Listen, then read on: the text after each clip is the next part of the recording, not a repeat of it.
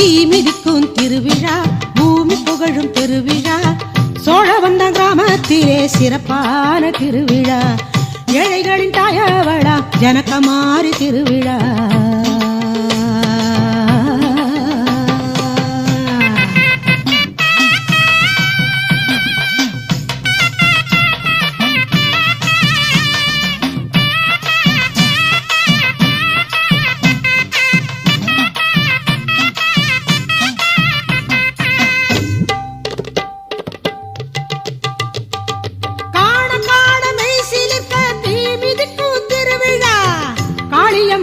நம்பி மக்கள் தீயில் குதிக்கும் விழா,